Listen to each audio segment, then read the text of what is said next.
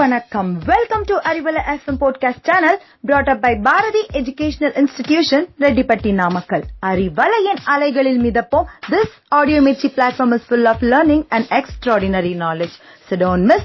Stay tuned. தொடர்ந்து இணைந்திருப்போம். இது உங்களுக்கான பாரதியின் அறிவலை பாட்காஸ்ட்.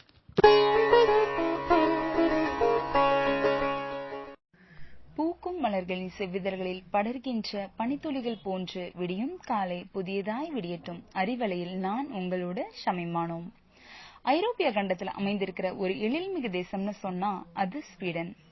இந்த அழகான ஸ்வீடன் பத்தின ஒரு சில சுவாரஸ்யமான தகவல்கள் நம்ம அறிவலையில் தெரிஞ்சுக்கலாம் வாங்க. ஸ்வீடன் 17ஆம் நூற்றாண்டில் உருவானது.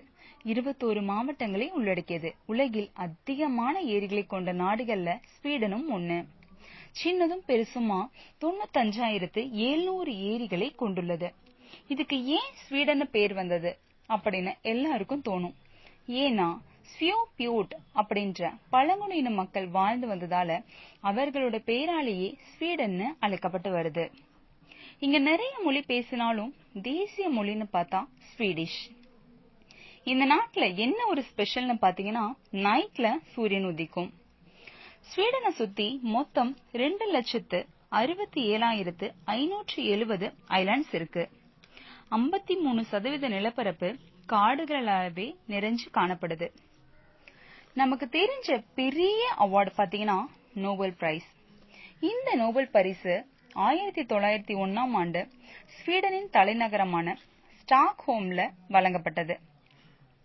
இங்க மட்டும் 30,000 ஐலாண்ட்ஸ் இருக்கு. 1901ஆம் ஆண்டிலிருந்து இதுவரைக்கும் 500க்கும் மேற்பட்ட முறை வழங்கப்பட்டிருக்கும். இது 1866இல் டைனமைட்டை கண்டுபிடித்த ஸ்வீடனை சேர்ந்த பிரபல விஞ்ஞானி ஆல்ஃபிரட் நோபலின் நினைவா வழங்கப்படுது. ஸ்வீடன் தான் உலகிலேயே மிக அதிகமான வரி விதிப்பினை கொண்ட நாடு. இன்னைக்கு நம்ம யூஸ் பண்ற நிறைய இன்ஸ்ட்ருமெண்ட்ஸ் ஸ்வீடன்ல தான் கண்டுபிடிக்கப்பட்டது. ஃபார் எக்ஸாம்பிள், இதய துடிப்பை கட்டுப்படுத்தும் செயற்கை கருவியான பேஸ் மேக்கர், அல்ட்ராசவுண்ட் தீப்பெட்டிகள், astronomical lens, fridge, computer mouse, இது மாதிரியான பிரபலமான கண்டுபிடிப்புகள் எல்லாமே ஸ்வீடன்ல கண்டுபிடிக்கப்பட்டதுதான். இன்னும் இயந்திரங்கள், மருந்துகள், உணவுப் பொருட்கள் உட்பட பெட்ரோலிய பொருட்களும் முக்கிய ஏற்றுமதி பொருளா விளங்குது. HIV வைரஸ் கண்டுபிடிக்க யூஸ் பண்ற HIV டிராக்கர் இன்ஸ்ட்ருமெண்ட்டும் ஸ்வீடன்ல கண்டுபிடிக்கப்பட்டதுதான்.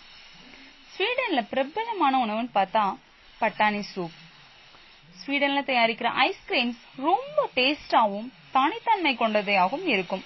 குறிப்பா சால்மியாக்கி அப்படின்ற கருப்பு நிற ஐஸ்கிரீம் அங்க மிகவும் பிரபலமான ஒண்ணு. ஸ்வீடனின் தேசிய விளையாட்டு ஃபுட்பால். நமக்கு எல்லாத்துக்கும் தெரிஞ்ச மொபைல் கேம் கேண்டி கிரஷ். சின்னவங்க பெரியவங்க பெரும்பாலும் விளையாடக்கூடிய கேண்டி கிரஷ் கேம் கிங் அப்படின்ற ஸ்வீடன் நாட்டு நிறுவனத்தால உருவாக்கப்பட்டது. உலகம் முழுசும் கிட்டத்தட்ட 500 மில்லியன் மக்கள் டவுன்லோட் செஞ்சு விளையாடுறதால கிங் நிறுவனம் 2013ஆம் கணக்கெடுப்பின்படி ஸ்வீடனின் சிறந்த பொழுதுபோக்கினை வழங்கும் நிறுவனமா அறிவிக்கப்பட்டது. மற்ற கண்ட்ரில இருந்து வேஸ்ட் அவங்க வாங்கிட்டு ரீசைக்கிள் பண்ணுவாங்களாம். சோ ஸ்வீடன்ல 99% ரீசைக்கிள் பண்ண ப்ராடக்ட்ஸ் தான் யூஸ் பண்ணுவாங்களாம். நம்ம பாக்குற மான் வகைகளை விட இங்க இருக்கிற மூஸ் அப்படின்ற மான் வகை ரொம்ப பெருசா இருக்குமா. சோ நார்மலா காட்டுல இருக்க விலங்குகளை கூட அங்க நம்ம ரோட்ல எல்லாம் பார்க்க முடியுமா.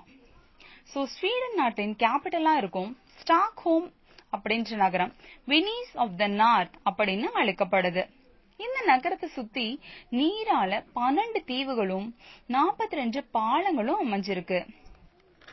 ரொம்ப பிரம்மாண்டமான ஒண்ணு. ஃபுல்லா பனிக்கட்டியான கட்டப்பட்ட முதல் ஹோட்டல் ஆனது 1980இல் ஸ்வீடனின் ஜூகா ஜார்வி அப்படின்ற இடத்துல அமைக்கப்பட்டது. ஃபுல்லா பனிக்கட்டியால எப்படி இருக்கும், சூப்பரா இருக்கும்ல.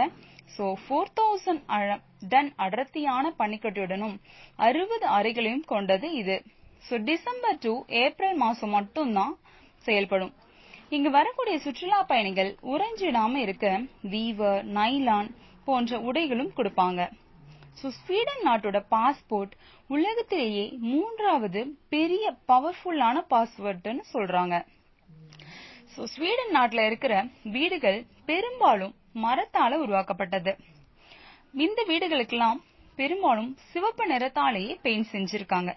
ஏன்னா துருவ பகுதியில அமைஞ்சிருக்கும் குளிர் நிறைந்த ஸ்வீடன்ல குளிர அதிகம் உட்புகாம தடுக்க இந்த சிவப்பு வண்ண சாயங்கள் பயன்படுத்துறாங்க.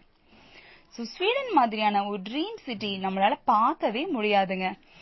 இன்றைய ஸ்வீடன் பத்தின தகவல்கள் உங்களுக்கு பயனுள்ளதா இருக்கும் நம்புறேன். மீண்டும் இது மாதிரியான இன்ட்ரெஸ்டிங் ஃபேக்ட்ஸோட உங்களை அறிவலையில் சந்திக்கின்றேன். நன்றி, வணக்கம்.